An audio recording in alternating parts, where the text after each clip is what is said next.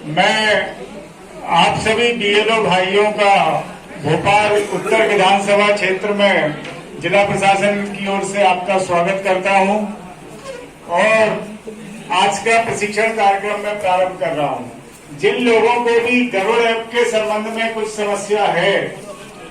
तो उसके लिए अपन क्या करेंगे कि इस ट्रेनिंग प्रोग्राम के बाद जिन लोगों का गरुड़ ऐप डाउनलोड हो गया है बेहतर तरीके से, वो लोग इस ट्रेनिंग के बाद चले जाएंगे प्रशिक्षण के बाद अपनी उपस्थिति देकर के। और जिन लोगों का गरुड़ ऐप डाउनलोड करने में किसी प्रकार की समस्या आ रही है वो लोग इस सदन में रुकेंगे और उनकी सभी समस्याओं का निराकरण यहाँ उपस्थित हमारे जो टेक्निकल एक्सपर्ट हैं वो करेंगे। तो जितने भी लोगों को गरुड़ ऐप में कोई भी समस्या आ रही है वो इस रेगुलर प्रशिक्षण कार्यक्रम के बाद भी रुकेंगे जब तक कि वो पूरी तरह से फुलफिल ना हो जाए, उनकी शंकाओं का समाधान ना हो जाए, तब तक वो रुकेंगे। तो अभी हमने ये प्रक्रिया रोक दी है गरुड़ ऐप वाली, वो इसलिए कि मैक्सिमम लोगों का डाउनलोड हो चुका है तो वो लोग अनावश्यक उनका जो समय है वो बर्बाद ना हो, इसलिए हमने उस प्रक्रिया को अभी रोक दिया है। लेकिन हम उनकी सारी समस्याओं का समाधान हमारे जो टेक्निकल एक्सपर्ट हैं वो अवश्य करेंगे। तो ठीक है, तो ये जो संक्षिप्त प्रशिक्षण कार्यक्रम है 1 जनवरी 2022 की स्थिति में निर्वाचक नामावली हमको तैयार करना है। तो निर्वाचक नामावली की हमारी जो अर्हता तिथि है वो क्या रखी गई है, 1 जनवरी 2022। इसका तात्पर्य ये है कि 1 जनवरी 2022 को, आगामी 1 जनवरी 2022 को जिसकी भी आयु 18 वर्ष या उससे अधिक हो रही है उसको हमको मतदाता सूची में उसका नाम जो है वो जोड़ना है। आप लोगों को मैं ये बता दूं कि बहुत सारे हमारे जो बीएलओ हैं वो कुछ नए ऐड हुए हैं, तो आप यहाँ बहुत सारे कुछ अनुभवी लोग भी बैठे हुए हैं तो वो लोग भी सारी बातों को सुनेंगे। कुछ चीजें नई ऐड भी हुई हैं तो नए बीएलओ के हिसाब से भी आप लोग इस व्याख्यान को सुनेंगे ताकि वो लोग भी समझ जाएं। तो हमको क्या देखना है कि जो हमारा बालक या बालिका है या थर्ड जेंडर है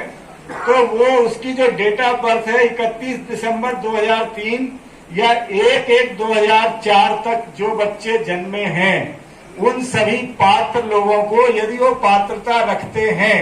पात्रता के मापदंड अलग अलग हैं, तो उनके नाम हमें मतदाता सूची में सम्मिलित करने के लिए 6 नंबर आवेदन पत्र उनको इशू करना है।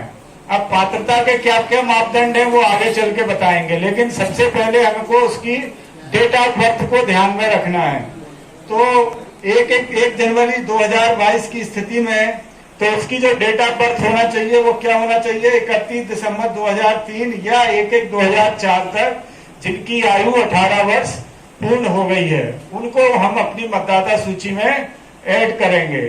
अब सवाल यह है कि 2 स्थितियां निर्मित होंगी नाम जोड़ने के लिए। पहली स्थिति ये होगी कि वो कहीं से नाम कटवा के लाएगा, यदि वो दूसरी विधानसभा या दूसरे पोलिंग बूथ से नाम कटवा के लाता है तो हम उससे 7 नंबर की रसीद मांगेंगे जहां पर भी उसका नाम ऐड था इसके पूर्व में, तो वो 7 नंबर की रसीद लेके आके आएगा। कभी कभी आदमी घुमाता है, वो कहता है कि हमारा नाम कहीं जुड़ा ही नहीं था, तो हम उससे फिर घोषणा पत्र लेंगे ऐसी स्थिति में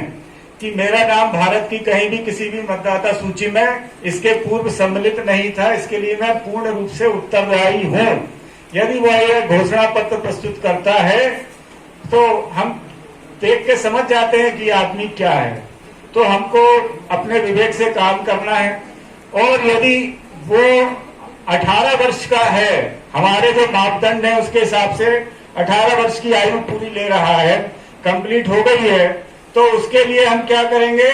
कि संबंधित व्यक्ति के 2 पासपोर्ट साइज के फोटो हम क्या करेंगे कि कभी कभी एक बंदा आता है हमारे पास और वो पूछ के चले जाता है, वो उसके दिमाग से वो चीजें निकल जाती हैं कि आपकी क्या क्या रिक्वायरमेंट है। तो बेहतर ये होगा कि जहां हम पोलिंग बूथ पे बैठेंगे उसके पीछे हम एक कागज ही चिपका दें कि नाम जोड़ने के लिए क्या क्या दस्तावेज अनिवार्य हैं, ताकि जब वो आए तो हम एक उंगली दिखा दें कि भैया ये कागज लगेंगे। क्या होता है कि वो आया फॉर्म लेके और हमने उसको 2 चीजें बता दी, तीसरी चीज उसके दिमाग से स्लिप हो गई, फिर वो आके बहस करेगा कि आप परेशान कर रहे हैं। अच्छा, तो उससे ज्यादा बेहतर है कि या तो हम एक उसके सामने कागज रख दें कि ये दस्तावेज चाहिए हमको, या पीछे चस्पा कर दें। तो मैं उन दस्तावेजों के बारे में आपसे जिक्र कर रहा हूं। तो सबसे पहले जिसका नाम मतदाता सूची में जोड़ा जाएगा उसके लिए दो पासपोर्ट साइज के फोटो होना चाहिए, उसके रंगीन फोटोग्राफ अनिवार्य रूप से, ब्लैक एंड व्हाइट फोटोग्राफ नहीं चलेगा। दूसरी चीज है कि हमको उसकी एज प्रूफ के तौर पे हम क्या क्या दस्तावेज स्वीकार करेंगे। एज प्रूफ के तौर पे हम उसकी अंक सूची, 10th की अंक सूची, या फिर हम उसका पैन कार्ड, या उसका हम आधार कार्ड या ड्राइविंग लाइसेंस। और यदि वो ये घोषणा करता है कि वो अनपढ़ है, उसने कहीं भी शिक्षा प्राप्त नहीं की है, तो ऐसा व्यक्ति बहुत ही रेयर केस में मिलेगा, मतलब 1000 में ही। जैसे हम चुनाव का प्रशिक्षण देते हैं तो उसमें बाई तर्जनी पे वो स्याही लगाते हैं, तो बीच में से कोई क्वेश्चन पूछता है, साहब बाई उंगली नहीं है, तो हम बताएंगे उसके दाई में। फिर वो बताएगा साहब कोई उंगली नहीं है, तो क्या करेंगे, फिर हम बताएंगे यहाँ लगाओ, बोले ये भी नहीं है। विचित्र टाइप के क्वेश्चन पूछते हैं तो हम बता देते हैं यहाँ लगा दो, यदि दूसरा हाथ भी नहीं है तो इनकेस यदि ऐसा कोई भी दस्तावेज उसके पास एज प्रूफ का नहीं है, तो हम उससे कोई कोर्ट का दस्तावेज, नोटराइज सर्टिफिकेट मांगेंगे जिसमें कि उसकी एज जो है वो प्रमाणित हो, ताकि कहीं से कहीं हम ना उलझे। अब इसके बाद आता है एड्रेस प्रूफ के तौर पर हम क्या करेंगे। एड्रेस प्रूफ के तौर पर हम उससे बिजली का बिल, टेलीफोन का बिल या आधार कार्ड लेंगे। यदि वो आधार कार्ड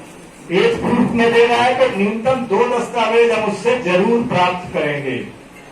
वैसे तो आधार कार्ड में डेट ऑफ बर्थ भी होती है, एड्रेस भी होता है और फोटो भी होता है, फिर भी हम सुरक्षित तरीके से चलेंगे और 2 दस्तावेज न्यूनतम हम उससे उस संबंधित व्यक्ति के लेंगे जिसका भी नाम मतदाता सूची में सम्मिलित करना है। इसके बाद हम क्या करेंगे कि मतदाता सूची में हम उसको कहाँ स्थापित करेंगे। वो मतलब फॉर्म हमारे ऑपरेटर के पास पहुंचेगा, तो हम उससे उसके एक करीबी माता पिता या भाई बहन किसी का एक हम वोटर आईडी का हम वो लेंगे, क्या फोटो कॉपी, और उसको हम प्रमाणित करवाएंगे और फिर हम उसको उसमें संलग्न करेंगे ताकि उसको कहाँ रखना